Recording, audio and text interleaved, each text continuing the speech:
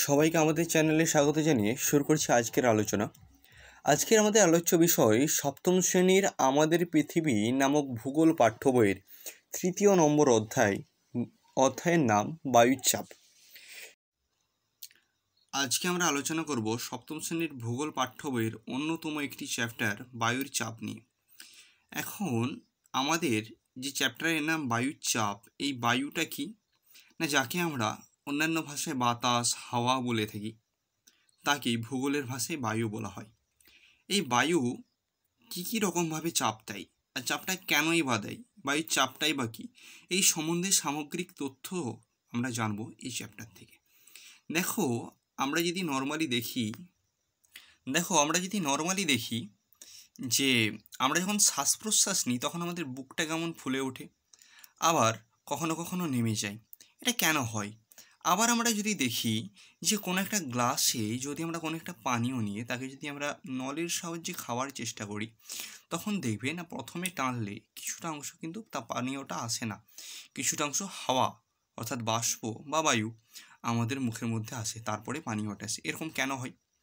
আবার দেখো, আমরা যে সাইকেল চালিয়ে স্কুলে যাই, এই সাইকেল বা ধরো তোমাদের জন্মদিনে যে তোমরা বেলুন ফোলাও, ওই বেলুনগুলো কিভাবে থাকে, অর্থাৎ ওর ভিতরে বাতাস থাকে, যা কোনো রকমভাবে যদি বাইরে আসে বা বাইরে আসার সময় আওয়াজ হয়, অর্থাৎ ফেটে যায়। এই যে বাতাস, এই বাতাসের বর্ণ নেই, গন্ধ নেই, কিন্তু আয়তন আছে এবং ওজনও আছে। বাতাস যখন বয়ে যায় তখন আমরা তাকে অনুভব করতে পারি। এই যে গরমকাল আসছে আস্তে আস্তে, এবার আমরা একটু বাতাসের জন্য পাগলের মতো চারিদিকে খুঁজে বেড়াবো। গাছের পাতা নড়ে, নৌকার পাল ওড়ে, ঝড়ের সময় গাছপালা ঘরবাড়ি সব ভেঙে যায়, সবই কিন্তু এই বায়ুর চাপ অর্থাৎ বায়ুর গতির ফলাফল। বায়ু কিন্তু সর্বদা কোনো না কোনো রকমভাবে কাজ করে যাচ্ছে। আর সেই জন্যই আমরা যে দেখো, তোমরা এই যে ছোটোবেলায় একটা কবিতা পড়ে এসেছিলে না, সেই আকাশ আমায় শিক্ষা দিল উদার হতে ভাই রে, কর্মী হবার মন্ত্র আমি বায়ুর কাছে পাই রে। ওই বায়ুর কাছ থেকে কবি কী নিতে বলেছেন? কর্মী হবার মন্ত্র। অর্থাৎ বায়ু যেমন সবসময় কাজ করে যায় আমার দিকে, সেরকম কর্মী হবার মন্ত্র নিতে বলেছেন। তাহলে সেখান থেকে আমরা কোনো না কোনোভাবে প্রমাণ পেয়েছি। আবার এইটা আমাদেরকে জেনে রাখতে হবে যে বায়ু সবসময় কিন্তু এক স্থান থেকে অন্য স্থানে প্রবাহিত হয়। বায়ু কখনোই এক জায়গায় দাঁড়িয়ে থাকে না, বায়ু সবসময় কোনো না কোনো কাজ করতে থাকে। এবার তোমার মনে প্রশ্ন আসবে যে তাহলে আমরা বায়ুর চাপ কেন বুঝতে পারি না? কারণ আমাদের শরীরের ভেতরেও বায়ুর চাপ থাকে, বাইরেও বায়ুর চাপ থাকে। এই দুটোর মধ্যে সমতা থাকার কারণে বা বিপরীত চাপ থাকার কারণে আমরা বায়ুর চাপটা সেভাবে বুঝতে পারি না। এখন তোমাদের মনে প্রশ্ন এসে, আচ্ছা তাহলে বায়ু এরকম চাপ দেয় কেন? না দিলেও তো পারতো, তাহলে আমাদেরকে পুরো চ্যাপ্টারটাই পড়তে হতো না। বায়ু কেন চাপ দেয় সেটা আমরা জানবো।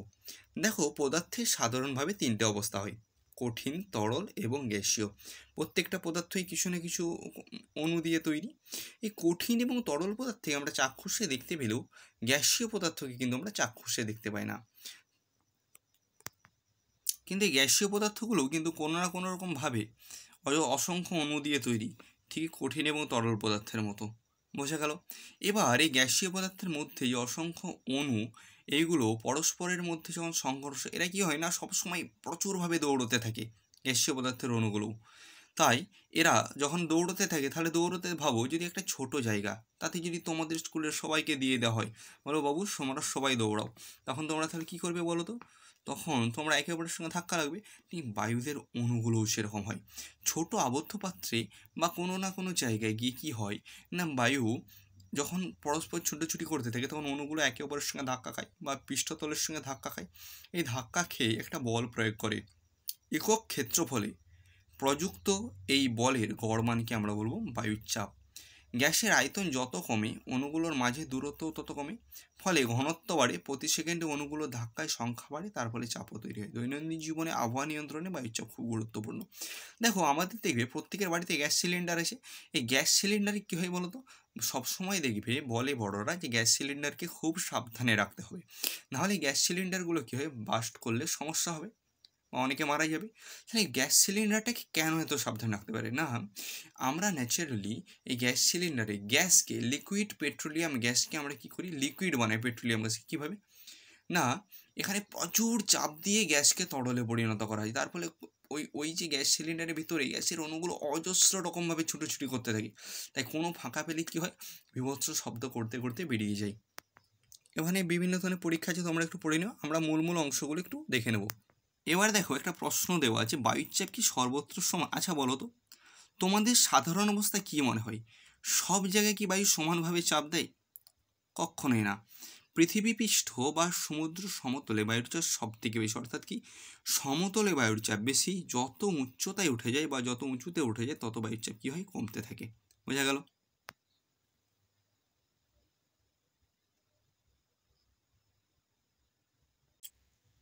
এবার দেখো আমাদের যে একটা বন্ধু, এই যে পিকলু, দেখো কি সুন্দর দেখছে।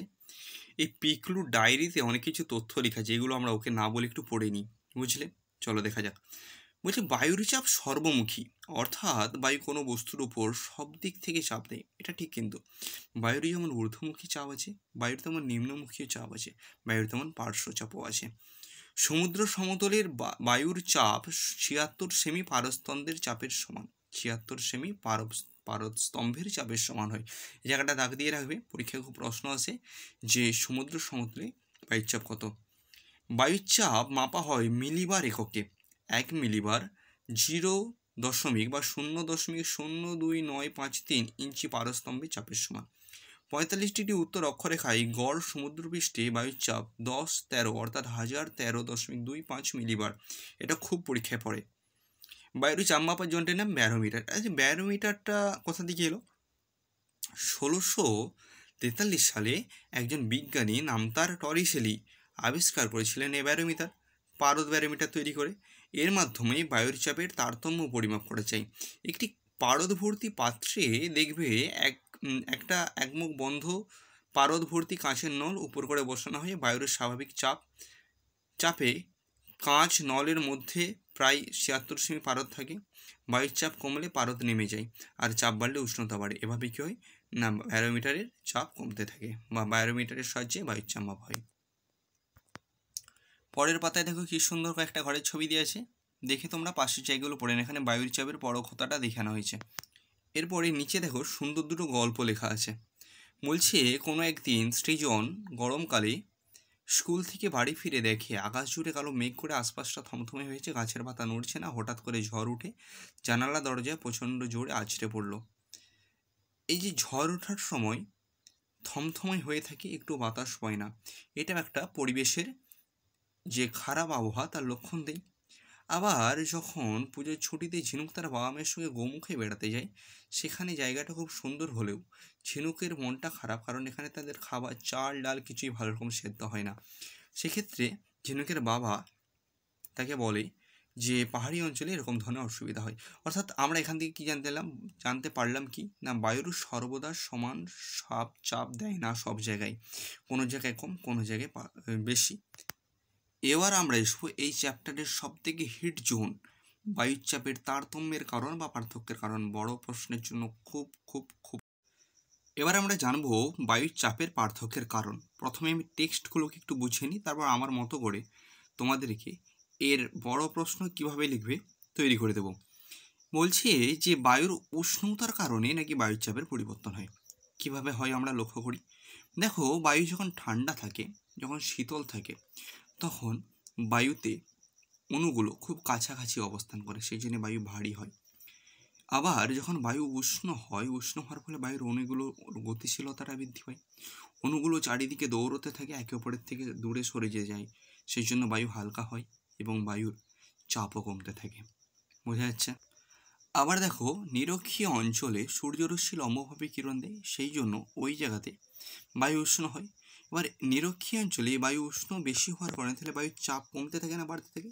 যারা যারা মন দিয়ে শুনছো তারা এর উত্তরটা তোমরা কমেন্টে দেবে যে নিরক্ষীয় অঞ্চলে তো সূর্যরশ্মি লম্বভাবে কিরণ দেওয়ার কারণে বায়ু অতি দ্রুত উষ্ণ হয়, তাহলে ওখানে বায়ুর চাপ কম না বেশি।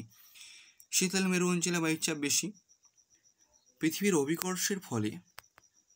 অভিকর্ষ উপরে বায়ুস্তরের প্রবল চাপের কারণে বায়ুর অণুগুলো ভূপৃষ্ঠের কাছাকাছি বেশি পরিমাণে থাকে। আবার ভূপৃষ্ঠ থেকে যত উচ্চতা বাড়তে থাকে তত বায়ুর অণুগুলো কমতে থাকে এবং একে অপরের থেকে দূরত্ব সরে যায়, সেই জন্য বায়ুর যত ভূপৃষ্ঠ থেকে উপরে উঠে যায় তত বায়ুর চাপ কমতে থাকে। ভূমি থেকে উচ্চতা বাড়ার সঙ্গে সঙ্গে বায়ুর ঘনত্ব কম হয়, বায়ুর চাপও কমে। প্রতি ১১০ মিটার উচ্চতায় বাড়ার সঙ্গে সঙ্গে 1 সেমি পারস্তম্ভের সমান বায়ুর চাপ কমতে থাকে। এ কারণে উচ্চ পার্বত্য অঞ্চলে জলের স্ফুটনাঙ্ক কম, সেই জন্য সেদ্ধ কম হয়। অর্থাৎ বায়ুর চাপ কমলে জল 100°C কম উষ্ণতাতেই ফুটতে শুরু করে, তাই কোনো কিছু সেদ্ধ হতে অসুবিধা হয়। দেখো এইটাও দিয়ে দিয়েছে। বায়ুতে জলীয় বাষ্প থাকলে ওই বায়ু জলীয় বাষ্পহীন বায়ুর থেকে হালকা হয়, তাই বায়ুর চাপও কম হয়। জলীয় বাষ্প বায়ুতে মিশলে যে নিম্নচাপ সৃষ্টি করে, তার ফলেই দুর্যোগপূর্ণ আবহাওয়া সৃষ্টি হয়। এবার সবাই খাতার দিকে ফোকাস করে দেখো, বায়ুতে যত উষ্ণতাটা বাড়তে থাকে তত কি হয় না, এই যে বায়ুর মধ্যে ধরো যে অণুগুলো আছে না, এগুলো কি হয়, এদের গতিশীলতাটা বাড়তে থাকে। গতিশীলতা বাড়ার কারণে এদের মধ্যে ফাঁকের সৃষ্টি হয়, আর এই ফাঁকের সৃষ্টি হওয়ার কারণেই বায়ুর চাপটা কম। আবার বায়ু যত শীতল হয় তত অণুগুলোর মধ্যে দূরত্ব কমতে থাকে, সেই জন্য বায়ুর চাপটা বেশি হয়। 2 নম্বর যদি আমরা কি দেব, ভূমির উচ্চতা।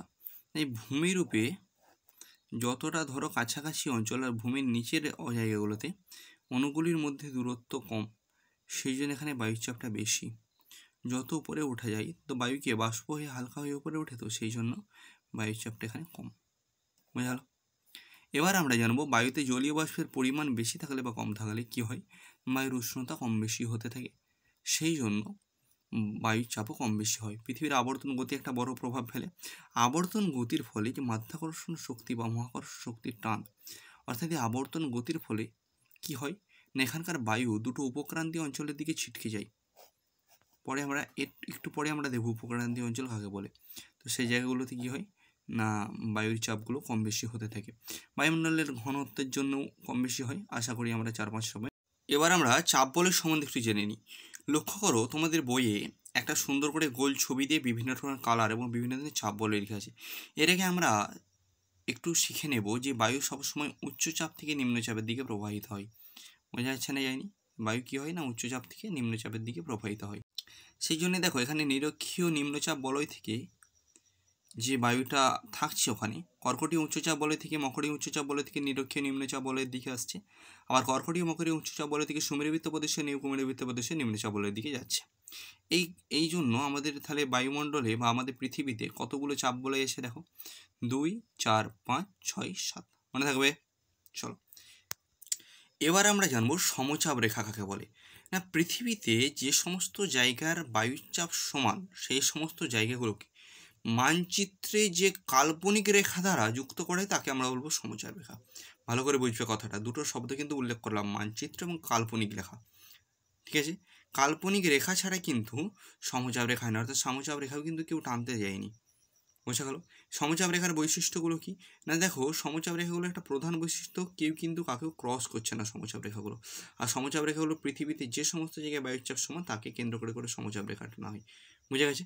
সমচাপ রেখাগুলো পরস্পরের খুব কাছাকাছি চলে আসলে বায়ুর চাপের পার্থক্য খুব বেশি হয়। এবার আমরা বায়ু উচ্চচাপ ও নিম্নচাপ সম্বন্ধে একটু ডিটেলসে জানবো। দেখো এখানে উচ্চচাপ অর্থাৎ হাই প্রেসারকে এইচ এবং লো প্রেসার অর্থাৎ নিম্নচাপকে এল দ্বারা প্রকাশ করা হয়েছে। বায়ুর যে সমস্ত অঞ্চলে বায়ুর উষ্ণতা কম সেই সমস্ত অঞ্চলে বায়ুর কী হয় না, নিম্নচাপ লক্ষ্য করা যায়। যে সমস্ত অঞ্চলে বায়ুর উষ্ণতা কম অর্থাৎ বায়ু শীতল, সেখানে কী হয় না, উচ্চচাপ লক্ষ্য করা যায়। আর যে সমস্ত অঞ্চলে বায়ুর উষ্ণতা বেশি সেই সমস্ত অঞ্চলে কী হয় না, বায়ুর নিম্নচাপ লক্ষ্য করা যায়। উচ্চচাপ বায়ু শীতল হয়ে বায়ু সংকুচিত হয়, আর নিম্নচাপে কী হয়, বায়ু উষ্ণে প্রসারিত হয়। বায়ুর নিমজ্জমানের কারণেও বায়ুর উচ্চচাপ সৃষ্টি হয় এবং বায়ু ঊর্ধ্বগমনের কারণে বায়ু নিম্নচাপ হয়। শীতল ভারী বাতাসে জলীয় বাষ্পের পরিমাণ খুবই কম থাকে, এ কারণে বায়ু উচ্চচাপ অঞ্চল থেকে সাধারণত। এখানে আমরা বায়ুর উচ্চচাপ ও নিম্নচাপ সম্বন্ধে একটু তথ্য পড়ে নেব। বায়ুর উচ্চচাপ এখানে হাই প্রেসার এবং নিম্নচাপকে লো প্রেসার আকারে প্রকাশ করা হয়। যে সমস্ত অঞ্চলে বায়ুর উষ্ণতা কম অর্থাৎ পৃথিবীর শীতল অঞ্চলগুলোতে বায়ুর উচ্চচাপ দেখা যায়। উল্টো দিকে যে সমস্ত অঞ্চলে বায়ুর উষ্ণতা বেশি সে সমস্ত অঞ্চল অর্থাৎ উষ্ণ অঞ্চলগুলোতে বায়ুর নিম্নচাপ লক্ষ্য করা যায়। উচ্চচাপে বায়ু শীতল হওয়ায় বায়ু সংকুচিত হয়, নিম্নচাপে বায়ু উষ্ণ হয়, বায়ু প্রসারিত হয়। বায়ু নিমজ্জনের কারণেও বায়ুর উচ্চচাপ সৃষ্টি হয় এবং শীতল অঞ্চলে বাতাস ঠান্ডা ও ভারী হয়ে ভূপৃষ্ঠের দিকে নেমে আসে। উল্টো দিকে বায়ুর ঊর্ধ্বগমনের কারণে কী হয়, বায়ুর নিম্নচাপ সৃষ্টি হয়। অর্থাৎ নিমজ্জমানের কারণে কী হয় উচ্চচাপ, ঊর্ধ্বগমনের কারণে কী হয় নিম্নচাপ। বুঝে গেল? শীতল বাতাস ভারী, তাই জলীয় বাষ্প খুবই কম থাকে এখানে। এ কারণে উচ্চচাপ অঞ্চলগুলোতে সাধারণত মেঘ বৃষ্টি কিছু হয় না। নিম্নচাপ কিন্তু বেশ মেঘ, বৃষ্টি, বজ্রপাত সবই হয়। এখানে বলছি দেখো, বায়ু উচ্চচাপ অঞ্চল থেকে নিম্নচাপ অঞ্চলের দিকে বয়ে যায়, এটা আমি আগেই বলেছি। বায়ুর চাপের পার্থক্যই বায়ুপ্রবাহের প্রধান কারণ। আবার বায়ুপ্রবাহের মাধ্যমে পৃথিবীতে উচ্চচাপ এবং নিম্নচাপ অঞ্চলের মধ্যে বায়ুচাপের সমতা বা ভারসাম্য বজায় থাকে। বায়ুচাপের পার্থক্য যত বেশি হয়, অর্থাৎ নিম্নচাপ অঞ্চলে বায়ুচাপ যত বেশি কমে যায়, বায়ুচাপ সমান করার জন্য আশেপাশে উচ্চচাপ অঞ্চল থেকে বায়ু তত বেশি গতিবেগে অঞ্চলের দিকে ছুটে আসে। প্রবল বেগে ছুটে আসা বাতাস বিধ্বংসী রূপ নিলে তাকে সাইক্লোন, টাইফুন, হ্যারিকেন, টর্নেডো প্রভৃতি বলা হয়। এখানে আমরা দুটো তথ্য একটু দেখে নেব। মাউন্ট এভারেস্ট সবথেকে উচ্চতম স্থান, উচ্চতা 8,848.86 মিটার। পুরীর সমুদ্র সৈকতের উষ্ণতা 0 মিটার, একদম সমুদ্রপৃষ্ঠ। মাউন্ট এভারেস্টের উষ্ণতা 9 ডিগ্রি সেলসিয়াস, পুরীর সমুদ্র সৈকতের উষ্ণতা 20 ডিগ্রি সেলসিয়াস। মাউন্ট এভারেস্টের বায়ুচাপ 930 মিলিবার, পুরীর সমুদ্র সৈকতের বায়ুচাপ 1000 মিলিবার। এখানে শেষ করলাম আমরা আজকের আমাদের পর্ব। আশা করি তোমরা বায়ুচাপ চ্যাপ্টারটা খুব ভালো করে বুঝতে পেরেছি। যারা যে অংশটা বুঝতে পারোনি তোমরা সেই অংশটা স্কিপ করে দেখে নাও। যারা যারা ভিডিওটি এখনও লাইক করোনি তারা ভিডিওটিতে একটি লাইক করো, কমেন্ট করে জানিয়ে দাও ভিডিওটি কেমন হয়েছে এবং বন্ধুদের মধ্যে চ্যানেলটিকে সাবস্ক্রাইব করে পাশে অল বাটনটি বাজিয়ে দাও ভবিষ্যতে আরও এরকম অন্যান্য ভিডিওর নোটিফিকেশন পাওয়ার জন্য। আজকের পর্ব আমরা এখানেই শেষ করলাম। দেখা হচ্ছে আরও অন্য একটি পর্বে। তখন সুস্থ থেকো, ভালো থেকো, আমাদের সঙ্গে থেকো। ধন্যবাদ।